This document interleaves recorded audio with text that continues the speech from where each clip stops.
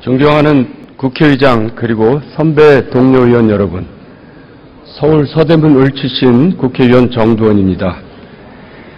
우선 메르스 사태로 인해서 고통받고 계신 많은 환자분들의 조속한 쾌유를 빕니다.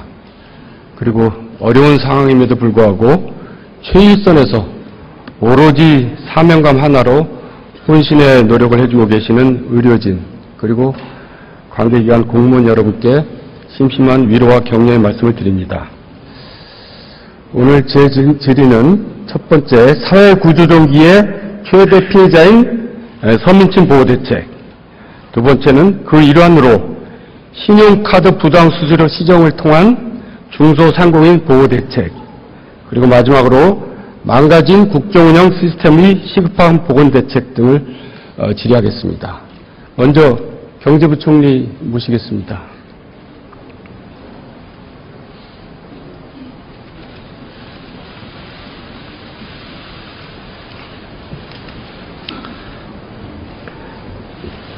네, 지금 우리 경제가 성장의 한계에 와 있다는 것은 이미 이견이 없을 것 같습니다. 지금 우리가 겪고 있는 경제난은 경기 순환의 문제가 아니고 구조적인 문제라는 거죠. 우리가 사회의 근본적이고 전반적인 구조조정이 없이는 이 난국을 타개한다는 건 바로 요행을 바라는 일일 것입니다.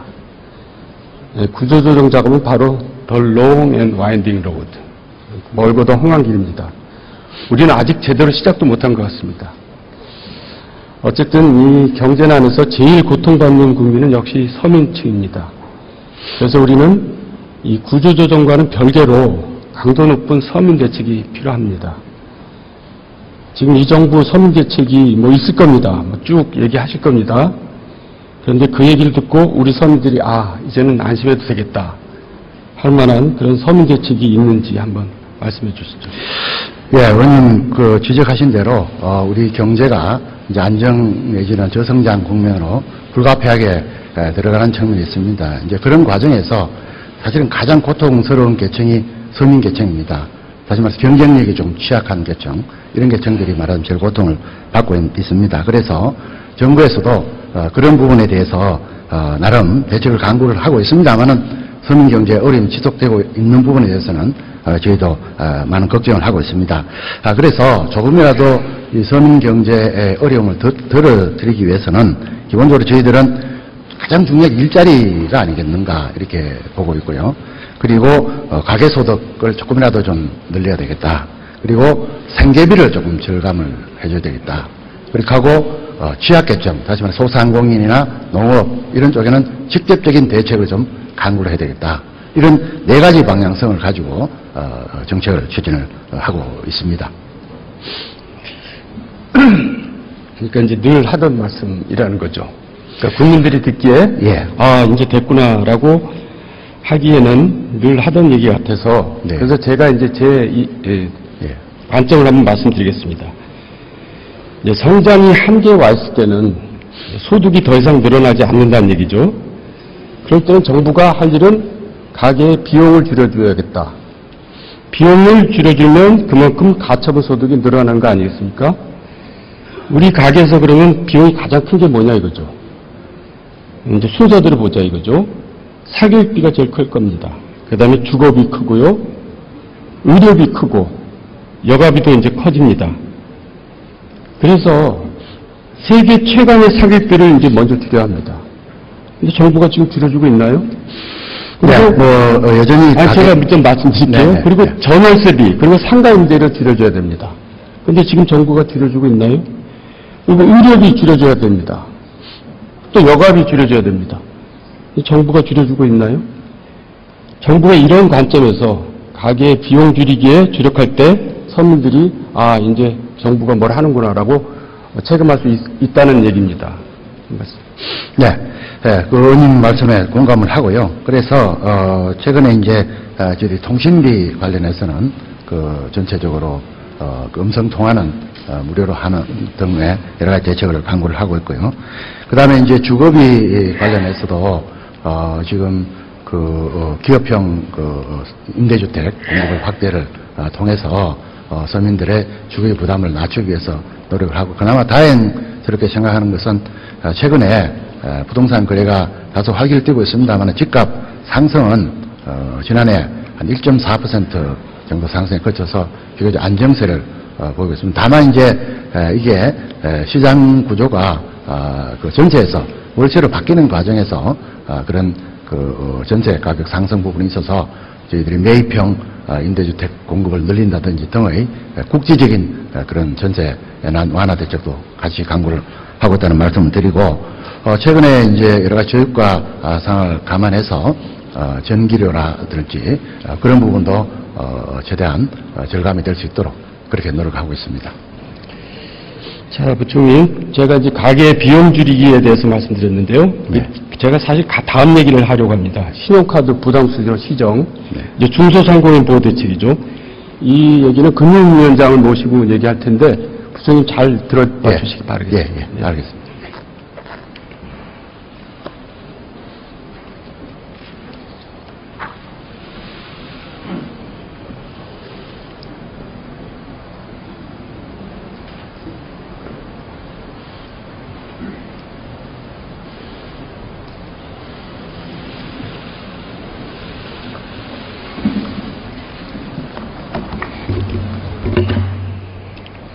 제가 앞서 이제 가계의 가처분 소득을 높이기 위해서 이제 가계 비용 저감 대책을 말씀드렸습니다.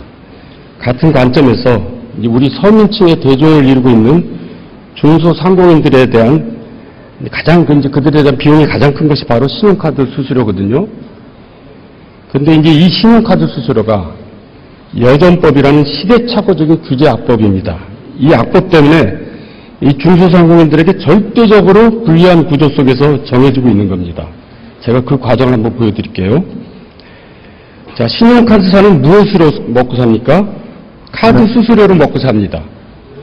그래서 사회적인 가불관계를 보면은 각 가맹점들이 갑입니다. 그런데 카드 수수료는 갑이 정하거나 적어도 갑이 지배적인 위치에서 정해야 하는데 엉뚱하게도 의뢰 위치에 있는 카드사가 일방적으로 수수료를 정합니다. 왜 그럴까요? 현행 여전법상에는 가맹점이 예를 들어서 A카드, BC카드를 가져온 소비자를 거절하지 못합니다. 거절할 경우에 징역이나 벌금형을 물게 되어 있습니다. 그렇게 해서 받은 BC카드 매출 전표는 현행법상 반드시 BC카드사에게 팔아야 합니다. 그러니 가맹점은 대금 전표를 발행할 때나 대금 전표를 청구할 때나 전혀 선택권이 없습니다. 그런데 카드사는 이 대금 시장에서 일종의 완벽한 쌍방 독점을 하고 있습니다. 물론 당초에 의도하지는 않았겠지만은 현행 여전법이 바로 이 신용카드사에게 쌍방 독점적인 지위를 허용해서 본래 의뢰주의였는데 갑의주의로 바꿔준 겁니다. 그래서 지금 여전법은 쌍방 독점의 지위에 있는 카드사의 수익을 보장해주는 아주 시대착오적인 규제 악법으로 되어 있는 겁니다.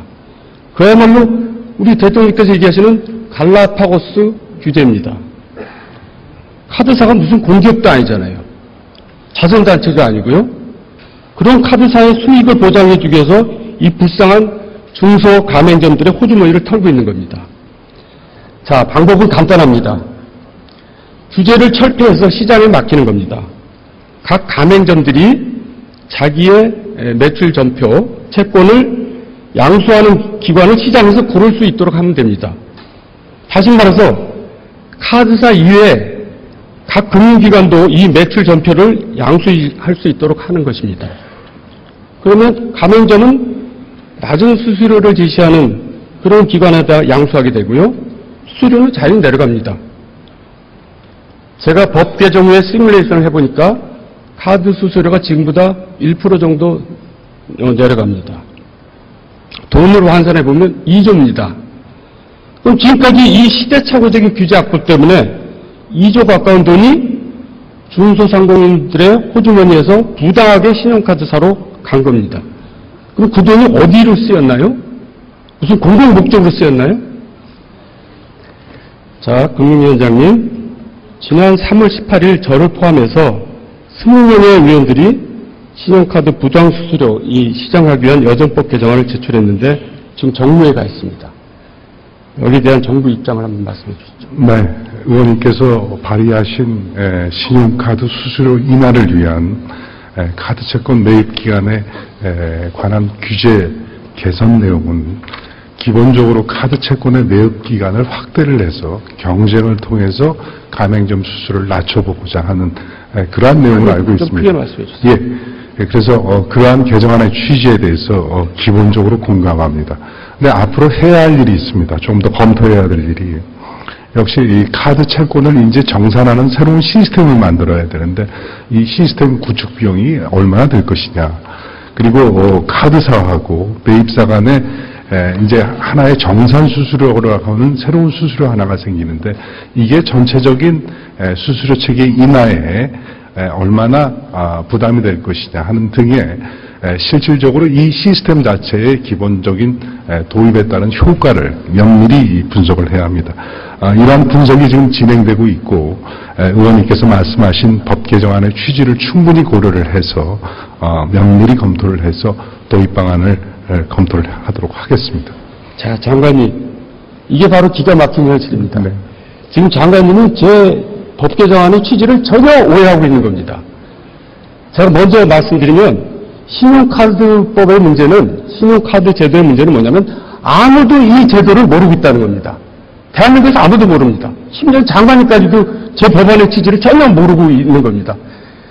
이거를 제 법안은 4당사 체제를 얘기하는 걸 지금 오해하고 계시는데 기존의 3당사 체제를 얘기하면서 신용카드사도 손해 안 보고 모두 다 윈윈하는 법입니다. 그런데 지금 장관님이 새로운 구축비용이 든다, 정산 수조 얘기는 4당사 체제를 전제로 하는 얘기입니다. 그러니까 장관님도 잘 모르고 계시는 거예요.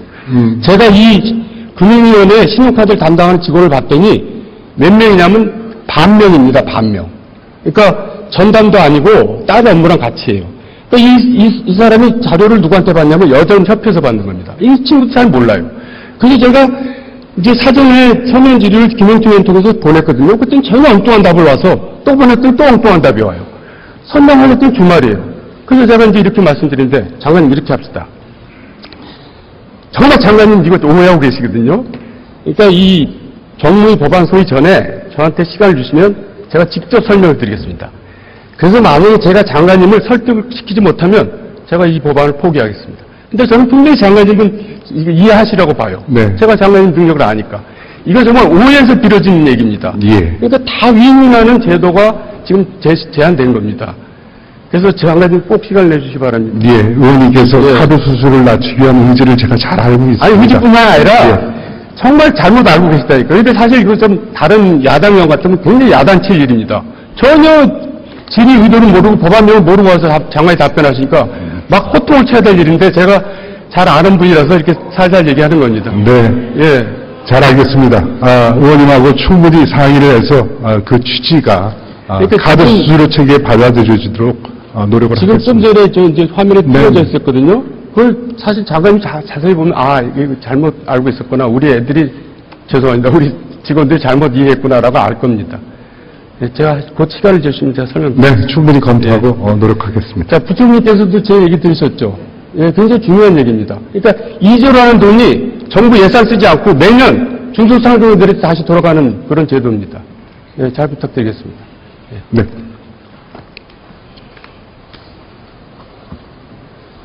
총리님 모시겠습니다.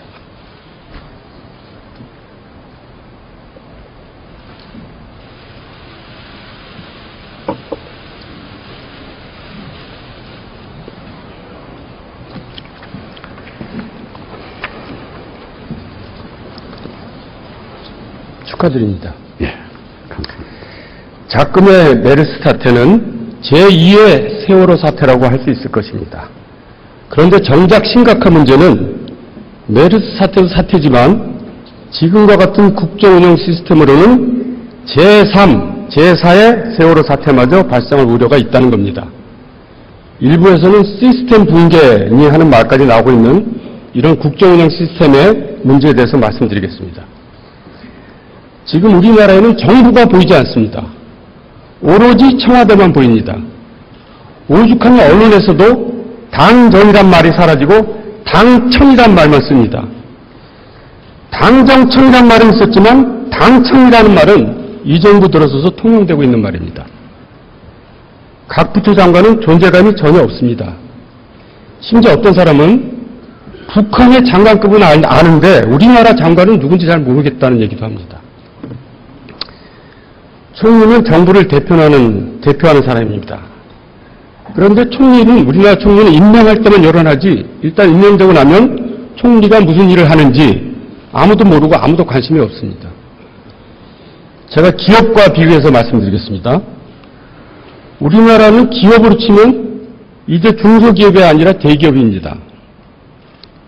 대기업은 여러 계열사가 있습니다. 그리고 각 계열사는 사장들이 책임지고 운영하고 있죠. 그런데 그 대기업의 사장들이 존재감이 전혀 없다고 칩시다. 이 큰 기업을 총수와 몇몇 총수의 측근들이 운영을 한다고 칩시다. 그러니까 대기업을 구멍가게처럼 운영하는 거죠. 장차 이 대기업이 어떻게 되겠습니까? 정부가 존재감이 없게 된 가장 결정적인 요인 중에 하나가 인사권 문제입니다. 총리님, 청와대가 각 부처 인사까지 주무르고 있다는 것은 모두가 아는 사실입니다. 장관이 인사권이 없다 보니까 별 힘이 없습니다. 권한이 없으니까 책임 있게 일을 하기가 어렵습니다. 노무현 정부 때부터 청와대에 인사비서관이 생겼습니다. 그 전에는 인사비서관이라는 게 청와대에 없었습니다. 저는 개인적으로 청와대 인사비서관이라는 이 제도가 위헌적인 기구라고 생각합니다. 청와대가 장관의 인사권을 침해하는 것은 권한쟁의 심판의 대상이 될 수 있다는 거죠. 자, 민주국가에서 권력은 국민한테 있습니다. 국민이 권력을 직접 행사할 수 없죠. 그러니까 대통령과 국회의원 등한테 권력을 위임합니다. 근데 그냥 위임하는 게 아니라 법에 정해서 위임합니다. 그래서 법에 대통령의 권한과 장관의 권한이 부여됩니다. 그런데 마치 장관은 대통령이 임명하는 사람이니까 그 장관의 권한은 내 권한, 대통령의 권한이다. 이런 식입니다. 제가 권력은 국민으로부터 나온다는 얘기는 권력이 공공재라는 얘기입니다. 퍼블릭 굿입니다. 그런데 우리 현실은 이 권력을 프라이빗 굿, 사유물로 인식합니다. 그래서 제가 이명박 정부 초기에 권력의 사유화를 얘기했습니다. 그러다가 엄청나게 고생했죠. 자, 우리가 흔히 소위 87체제를 민주체제라고 얘기하는데 그건 어디까지나 외향상 민주화입니다. 우리 정치 지도자들의 권력관이 권력을 공공재로 인식할 때 그때야 비로소 민주화된 국가라고 저는 생각합니다. 제가 생각할 때 총리께서 해야 할 가장 시급한 과제가 바로 국정운영 시스템의 복원, 정부를 존재감 있게 만드는 거라고 생각합니다. 총리, 여기에 대해서 포부가 있으십니까? 특히 인사권 관련해서 한번 말씀해 보시죠. 의원님 말씀에 공감합니다. 제 생각에는 정부에 여러 부처가 있습니다. 각 부처가 책임 행정을 펼치도록 하는 것이 필요하다고 생각합니다. 물론 여기에는 의원님 걱정하시는 건 인사권 문제까지 포함되는 것입니다만은 각 부처가 부처별로 책임 행정을 펼치고 총리, 부총리가 그것을 잘 통할하고 또 조정하고 하는 이런 역할들을 유기적으로 할 때 우리 국가 운영이 정상화되지 않겠나 하는 생각을 갖고 있습니다. 그래서 어떻게 하시겠다는 거죠? 총리가 그렇게 기본적으로 그렇게 돌아갑니까? 기본적으로 공무원의 인사권은 대통령께서 직접 행사하시는 부분도 있고 또 장관들이 책임을 져야 될 부분도 있습니다. 그 부분들이 원활하게 운영이 될 수 있도록 그렇게 제가 법무부 장관으로 있으면서도 경험한 바가 있습니다. 정상적으로 되지 못하는 부분이 혹시라도 있다면 그런 부분에 관해서는 좀 살펴보도록 하겠습니다. 네, 총리께서 아주 굉장히 중요한 답변을 해주셨습니다. 이제 저는 이게 중요한 대목이라고 생각합니다. 그런데 문제는 총리께서 별 힘이 없으시다는 겁니다. 그러니까 저도 총리 전문가입니다. 제 책 최악의 총리, 최고의 총리 저자인데요. 총리가 힘이 없습니다. 예산권도 없고 인사권도 없습니다. 각 부처가 총리 말을 듣습니까? 총리께서는 의지는 강하시어 보이지만은 그거를 어떤 힘을 가지고 그거를 정부를 바로 잡으실지 제가 그게 좀 걱정이 된다는 겁니다. 너무 제가 너무 적나라하게 여쭤봐서 죄송합니다만. 아닙니다. 예, 고난의 문제를 말씀하신다면 헌법과 법률에 정한 총리의 권한이 또 있고 그것을 통해서 내각을 통할할 수 있는 시스템이 있습니다. 부족한 부분들이 어디에 있는지 잘 찾아서 제가 일하는 동안 의원님과 또 국민들의 걱정을 좀 덜어드릴 수 있도록 최선을 다하겠습니다. 자, 총리께서는 이제 문제의 핵심을 아시는 것 같습니다. 그리고 총리께서는 자기 권한이 뭔지 아십니다. 총리의 권한은 헌법에 있습니다. 국회의원 임명 제청권이 있고요. 해임 건의권이 있습니다. 한 번도 제대로 행사 본 적이 없죠. 강요 임명할 때 청와대에서 다 하고 총리 사인 받으러 가지 총리가 그거 절차 밟은 적 있습니까? 총리께서 그렇게 하신다고 얘기하시는 겁니다. 그러다 옛날에 어떤 일이 생겼죠? 유해창 총리 사태가 생겼습니다. 참 어려운 일입니다. 그래서 사실 균형을 유지해야 되는데요. 어쨌든 총리께서 존재감을 가지시고 정부를 복원해 주십사 하는 제 충정에서 말씀드린 겁니다. 꼭 그 일을 해내시기 바랍니다. 그러면 아마 역사에 기록되는 총리가 되실 것입니다. 의원님 말씀 유념해서 각 부처가 책임의식을 가지고 책임 행정을 펼쳐갈 수 있도록 그렇게 잘 살펴보겠습니다. 제발 그렇게 되길 기대하겠습니다. 수고하셨습니다. 자, 제 질의는 다 끝났습니다. 그 서민보호 대책, 그리고 중소상공인 대책, 특히 중소상공인 대책, 신용카드 부당수수료 시정법안, 여전법안 개정에 대해서 의원